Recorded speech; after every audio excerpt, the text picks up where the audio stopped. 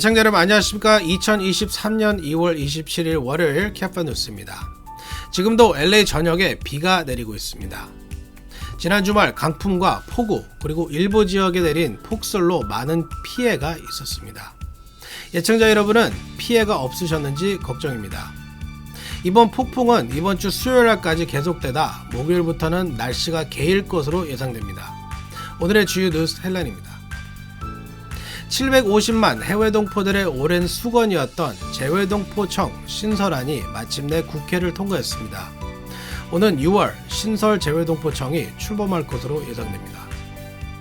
한인 20대 청년이 친어머니를 칼로 수차례 찔러 살해하는 끔찍한 사건이 뉴욕에서 발생했습니다. 지난 주말 LA에는 34년 만에 눈폭풍이 몰아쳐 폭설과 폭우, 강풍이 강타해 피해가 속출했습니다. 한인타운에서도 대형 가로수가 쓰러졌고 LA 곳곳에서 정전 사태가 발생했습니다. 이번 폭풍으로 LA에서는 좀처럼 보기 드문 한방눈이 곳곳에서 쏟아져 눈 폭풍 속에서도 많은 주민들이 놀라고 즐거워했습니다. 미국인 77%가 고령 정치인들에 대해 정신검사를 해야 한다는 주장에 동조하고 있다는 여론조사가 나와 파장이 일고 있습니다. 코로나에 한 번 감염된 사람은 백신을 2차례 접종받은 것과 같은 면역력을 갖게 된다는 연구 결과가 나왔습니다. 이상은 오늘 전해드릴 주요 뉴스 헬라인입니다. 2월 27일 월요일 캐파 뉴스 지금부터 시작합니다. 여러분, 렛츠 고! 자신의 주택을 소유하는 것은 꿈을 이루는 것이기에 많은 캘리포니아 주민들이 코로나19 이전에는 모기지를 절대로 미납하지 않았습니다. 팬데믹은 우리 모두에게 큰 타격을 입혔습니다. 우리는 새롭게 시작할 수 있습니다. 코로나19 기간 동안 모기지를 미납했었다면 캘리포니아 모기지 구제 프로그램이 여러분의 주택을 지켜내는 데 도움이 될 수 있습니다. 미납금을 만회하도록 구제금을 대출기관에 직접 지불합니다. 수수료도 없고 되갚을 필요도 없습니다. 자격이 되는지 지금 알아보세요. camortgagerelief.org. 네, 오늘 첫 소식입니다. 한국 국회가 오늘 재외동포청 신설안을 통과시켰습니다. 750만 해외 동포들의 염원이 마침내 실현됐습니다. 재외동포와 관련된 민원을 통합으로 처리하는 재외동포청이 신설되면 한인들의 민원 처리가 크게 개선될 것으로 기대됩니다. 재외동포청은 오는 6월 출범할 것으로 예상됩니다. 제프리 기자가 보도합니다. 750만 해외 한인들의 오랜 수건이었던 재외동포청 신설이 확정돼 빠르면 오는 6월 중 출범할 것으로 기대됩니다. 한국 국회는 한국 시간 27일 재외동포청을 신설하고 국가보훈처를 국가보훈부로 승격하는 정부조직법 개정안을 통과시켰습니다. 국회는 이날 오후 본회의에서 재석 272명 중 찬성 266명, 기권 6명으로 정부조직법 개정안을 의결했습니다. 개정안은 국가보훈처를 부로 승격하고 외교부 산하에 재외동포청을 설치하는 내용을 골자로 합니다. 개정안은 공포 후 3개월이 지난 날부터 시행되도록 되어 있어 오는 6월 신설될 재외동포청이 출범할 것으로 보입니다. 재외동포청 신설이 국회를 통과하자 LA 한인회는 성명을 내고 이를 환영했습니다. 한인회는 성명에서 재외동포들의 오랜 수건이었던 재외동포청 탄생을 모든 한인 동포를 대표해서 진심으로 환영한다며 재외동포청이 재외동포들의 원스톱 민원 서비스는 물론이고 재외동포 단체 교류 협력 및 네트워크 활성화, 차세대 동포 교육, 문화 홍보 등에 큰 역할을 해줄 것으로 기대한다고 밝혔습니다. 이는 LA와의 미주는 물론이고 750만 전 세계 재외동포들의 오랜 수건이었으며 재외동포청 탄생을 로스앤젤레스의 모든 한인 동포를 대표해서 진심으로 환영합니다. 그간 우리 재외동포들은 국적, 병역, 세무, 교육 등의 다양한 문제에 있어 각각 외교부, 법무부, 교육부, 병무청, 국세청 등 주무부서가 다르기 때문에 많은 어려움을 겪어왔으며 그 해결책으로 재외동포 관련 모든 업무를 통합적으로 담당하는 통합부서 즉 재외동포청의 설립을 염원해 왔습니다. 이어 한인회는 동포청이 최대한 빠른 시일 내에 정착될 수 있도록 협력을 아끼지 않겠다는 입장을 밝혔습니다. 지금까지 카플라 뉴스 제플리였습니다. 네, 뉴욕에서 20세 한인 남성이 친어머니를 칼로 잔혹하게 살해한 참담한 사건이 벌어졌습니다. 제니박 기자가 보도합니다. 20세 한인 남성이 친어머니를 칼로 수차례 찔러 살해한 혐의로 체포됐습니다. 뉴욕 경찰국은 지난 24일 오후 2시경 뉴욕 퀸즈 플러싱 지역 191 번가 인근 어벤데일의 한 주택에서 친어머니를 칼로 수차례 찔러 살해한 20세 한인 데니스 조 씨를 체포했다고 밝혔습니다. 경찰이 출동했을 당시 조 씨의 어머니 60세 조현숙 씨가 피를 흘린 채 쓰러져 있었으며 조 씨의 61세 아버지도 칼에 찔려 중상을 입은 상태였습니다. 경찰은 당시 조현숙 씨는 온몸이 피 범벅이 된 채 침대 위에 쓰러져 있다고 밝혔습니다. 부인 조 씨가 칼에 찔려 쓰러진 것을 발견한 남편 조 씨가 경찰에 신고했으며 조 씨도 이 과정에서 칼에 찔린 것으로 알려졌습니다. 조현숙 씨는 경찰에 의해 뉴욕 프레스비테리안 하스피탈로 이송했으나 병원에서 사망했습니다. NBC 뉴욕 방송에 따르면 이웃 주민들이 아들 조 씨가 증오나 수차례 부모와 다툼을 벌였으며 사건이 발생한 주택은 조 씨의 부모 집인 것으로 알려졌습니다. 조 씨가 어머니 조 씨에게 칼을 휘두른 당시 이웃 주민들은 이를 아버지 조 씨에게 연락했으며 당시 외부에 있었던 조 씨가 귀가해 이를 경찰에 신고한 것으로 알려졌습니다. 현장에서 조 씨가 범행에 사용한 것으로 추정되는 칼에 발견됐으나 이번 사건 동기에 대해서는 알려지지 않았습니다. 가서 뉴스 전하겠습니다. 지난 주말 폭우와 폭설, 강풍이 몰아친 남가주 등 캘리포니아 전역에서 피해가 잇따랐습니다. 10만 가구 이상이 정전으로 고통을 당했고 대형 가로수가 쓰러졌고 폭설로 프리웨이 통행이 차단되기도 했습니다. 제프리 기자가 전해드립니다. 지난주부터 수일째 계속되고 있는 강풍과 폭우 등으로 LA 전역에서 피해가 속출했습니다. 한인타운 지역에서는 강풍으로 대형 가로수와 도로 표지판 등이 쓰러졌습니다. 한인타운 인근 라치몬트 지역에서는 대형 가로수가 쓰러져 차선 일부가 막혔고 도로 표지판이 도로 중간으로 기울어져 위태로운 모습을 보이기도 했습니다. 또 LA 곳곳에서는 강풍으로 전신주가 쓰러져 일부 지역에 정전이 발생하는 등 LA 카운티 전역에서 수천 세대의 전기 공급이 중단됐습니다. LA 등 남가주 지역에 상륙한 겨울 폭풍은 점차 세력을 확대해 저지대 지역에 최대 시속 75마일 이상의 강풍을 동반한 많은 눈이 내렸습니다. LA 북동쪽 산간지대에는 64cm에서 최대 205cm의 폭설이 내렸고 일부 지역에는 25cm 이상의 비가 내렸습니다. 남동부 일대에는 약한 토네이도가 발생해 나무들이 쓰러졌고 고속도로 순찰대는 위험에 대비해 5번 프레이 일부를 폐쇄했습니다. 이번 눈 폭풍으로 미국 전역에서 1000건 이상의 항공편이 취소됐고 기업과 주의회들이 문을 닫았으며 대부분의 학교는 휴교령을 내렸습니다.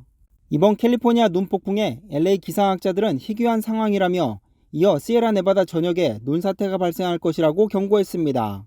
전력 공급 추적 사이트인 파워아우티지에 따르면 이번 눈 폭풍으로 캘리포니아 전역에서 12만 세대의 전력 공급이 중단된 것으로 집계됐습니다. 지금까지 카플란 뉴스 제플리였습니다. 네, 34년 만에 LA를 강타한 눈 폭풍으로 피해가 적지 않았지만 좀처럼 눈을 보기 힘든 LA 곳곳에서 한방눈이 쏟아졌습니다. LA에 살면서 눈 내리는 모습을 처음 봤다는 한인들이 적지 않았습니다. LA에 내린 한방눈 소식 피터장 기자가 보도합니다. 남가주를 강타한 역대급 폭풍설로 피해가 잇따랐지만 LA에서는 매우 보기 드문 한방눈이 쏟아져 많은 주민들이 겨울 폭풍 속에서도 즐거운 표정을 감추지 못했습니다. 국립기상청은 이번 폭풍설이 역대급으로 강력해 일부 지역에 강풍과 비가 눈으로 변하면서 해발 305m의 저지대까지 눈이 내렸다고 밝혔습니다. 며칠째 계속된 폭우와 강풍에 20월 LA 곳곳에서 좀처럼 보기 힘든 눈이 내려 주민들을 놀라게 했습니다. 특히 헐리우드 사인판이 세워진 헐리우드 마운트 지역에 눈이 쌓인 모습이 한인타운에서도 목격됐습니다. 한인들은 LA에 살면서 헐리우드 사인판에 눈이 내린 모습은 처음이라고 놀라워하기도 했습니다. 이날 LA는 설랜드, 터헨가, 라크라센타, 산타클라리타 등 LA 북부 지역에 한방눈이 내려 주민들을 즐겁게 했습니다. 하지만 5번 프레이 테헨 패스 구간과 210번 프레이 설랜드 구간, 118번 시미밸리 방면 등에 눈이 쌓이면서 교통이 통제되기도 했습니다. 기상청의 자크 테일러 예보관은 이미 산악지대 산정에는 60cm에서 90cm의 눈이 쌓였고 앞으로도 눈은 계속 내릴 것이라고 말했습니다. 생게브리엘 산간지대에는 최고 205cm, 샌버나디노 산맥의 스노밸리 동쪽에는 160cm의 눈이 내린 상태입니다. 카플라 뉴스 피터장입니다.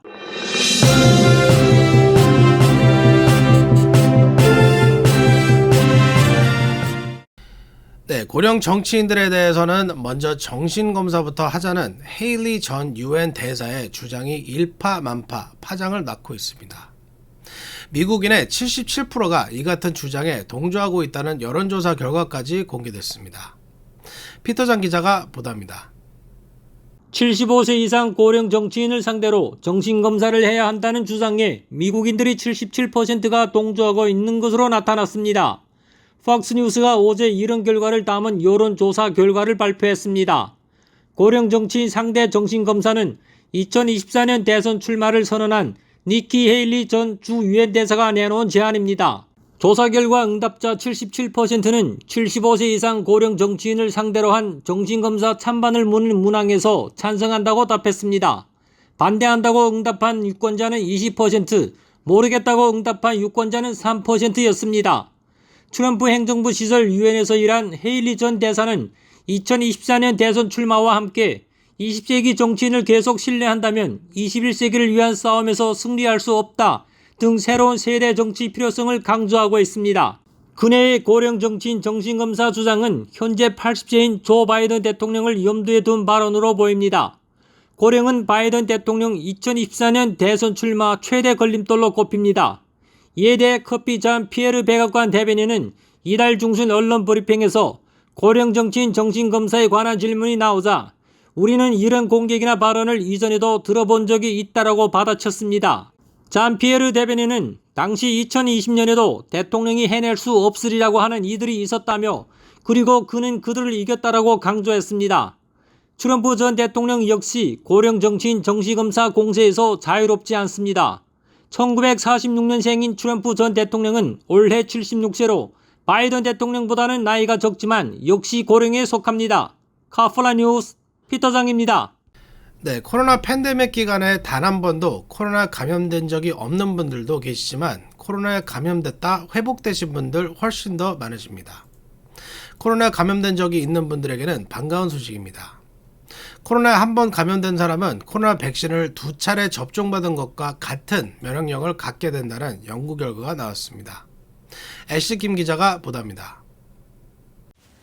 코로나 팬데믹 3년이 지나면서 코로나에 감염된 경험이 mRNA 백신 2회 접종에 맞먹는 면역 효과가 있는 것으로 나타났습니다.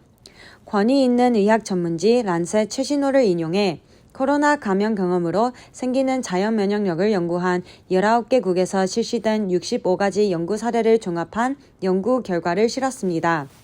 이 연구에 따르면 코로나 감염 경험이 알파 및 델타 변이에 대해 40주 동안 재감염을 78.6% 줄여주고 오미크론에 대해서는 36.1% 줄여주는 것으로 나타났습니다. 또 입원과 사망의 위험도 40주 동안 88%가 줄었습니다. 이 같은 결과는 mRNA 백신 2회 또는 3회 접종과 맞먹는 수준입니다. 그러나 전문가들은 코로나 감염에 따른 위험을 감안하면 백신 접종을 통한 면역력 획득이 더 좋은 방법이라고 강조했습니다. 연구자들은 코로나 감염에 의한 면역 생성률이 백신보다는 높지는 않지만 여전히 효과가 있다면서 정책 당국자들이 코로나 방역 정책 수립에 참고할 수 있는 결과라고 밝혔습니다. 카플라 뉴스 애슐리 킴입니다. 네, 우크라이나 전쟁으로 인해 미국과 러시아의 관계는 냉전 시절 못지 않은 적대 관계로 악화됐습니다. 하지만 유일하게 우주에서만은 아직 미국과 러시아는 협력 관계를 유지하고 있습니다. 사고가 난 우주 정거장에 고립된 미국과 러시아 우주인들을 구출하기 위한 러시아의 소유주 우주선이 ISS에 도착했습니다. 제니바 기자가 보도합니다.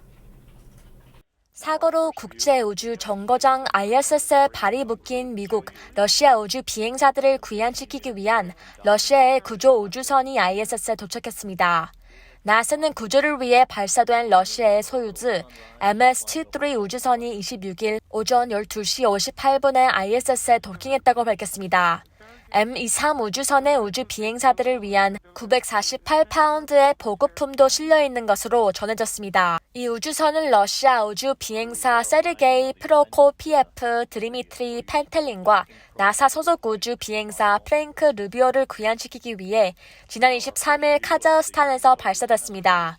이들은 지난해 9월 ISS에 도착해 각종 실험을 진행했고 올해 초 지구를 복귀 예정이었습니다. 그러나 지난해 12월 중순 미세 유성체 충돌로 소유즈 MS-22 우주선의 냉각수가 유출되면서 고립됐습니다. MS-22는 3월 말께 무인 상태로 지구에 착륙할 예정입니다. 러시아 연방 우주공사인 로스코스모스는 이 우주선이 도착하면 사고 분석을 실시합니다. 카플 뉴스 전하겠습니다.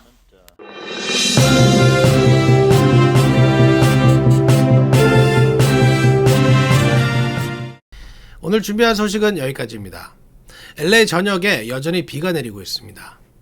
비는 내일과 모레까지 계속되다 목요일부터 비가 그친다고 합니다.